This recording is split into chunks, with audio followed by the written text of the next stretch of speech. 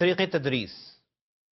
عزیز طلبہ، آج کے اس لیکچر میں ہم بات کریں گے ایک اور تدریسی طریقے پر جسے ہم تحلیلی و ترکیبی طریقہ تدریس کہتے ہیں.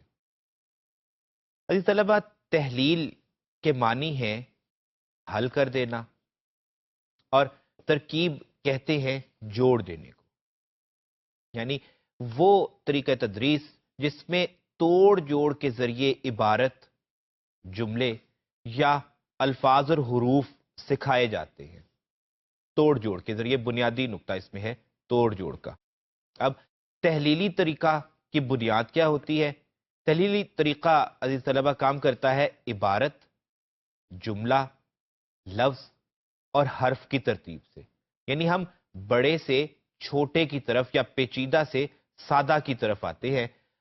وقت کی قلت کو مد نظر رکھتے ہوئے اگر ہم عبارت اور جملے سے صرف نظر برتتے ہوئے صرف لفظ سے حرف تک کا مرحلہ دیکھنا چاہیں تو اس کی مثال یہ ہو سکتی ہے کہ سب سے پہلے آپ کو لفظ بابا مکمل فارم میں دکھایا جائے گا.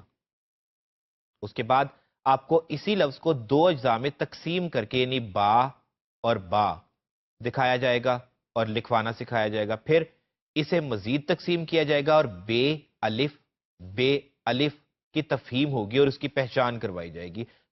آپ نے بگر سے اسمالر کی طرف کا سفر کیا. جبکہ ترکیبی طریقے کی اگر ہم لوگ بات کریں تو اس کی ترتیب یہ بنتی ہے کہ حرف، لفظ، جملہ اور عبارت، یعنی چھوٹے سے بڑے کی طرف. سب سے پہلے آپ بچے کو حروف تہجی یاد کرواتے ہیں. پھر اس کے بعد حروف تہجی کی اشکال سکھائی جاتی ہیں. یعنی اگر لکیر سیدھی ہو، کھڑی ہو تو وہ الف ہوگی. اگر اسی لکیر کو لٹا دیا جائے اور اس کے نیچے ایک نقطہ لگا دیا جائے تو وہ بے بن جائے گی. اور اسی ایک نقطے کی بجائے اگر اس لیٹی ہوئی لکیر پر 3 نقطے اس کے نیچے لگا دیے جائیں تو وہ پے بن جائے گا. یعنی حروف سکھائے جائیں گے، حروف کی پہچان ہوگی. پھر اس کے بعد میں آئے گا مرحلہ لفظ، جملے یا عبارت آرائی وغیرہ کا. عزیز طلبہ، اس طریقے سے ملتا جلتا ابتدائی سطح پر ایک اور طریقہ ہوتا ہے جسے ہم طریقے بین و گو کہتے ہیں. یعنی بین کا مطلب ہے دیکھنا، جبکہ گو ہے گویائی سے، یعنی بولنا. اب چنانچہ بین و گو کے معنی بنتے ہیں دیکھو اور بولو. ہوتا کیا ہے کہ تحلیلی و ترکیبی طریقہ اور بین و گو میں اگر ہم لوگ فرق دیکھنا چاہیں تو ہم یہ کہیں گے کہ طریقے بین و گو کا تعلق بولنے کی مہارت سے ہے، جبکہ تحلیلی اور ترکیبی طریقے میں لکھنے کی مہارت پر زور دیا جاتا ہے.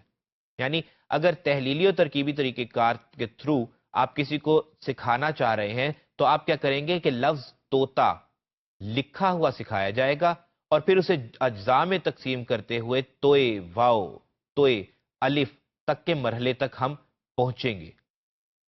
پھر دوسری طرف اگر ہم لوگ طریقے بین و گو کی بات کریں تو یہاں لفظ دکھایا نہیں جائے گا بلکہ یہاں پر طوطا دکھایا جائے گا.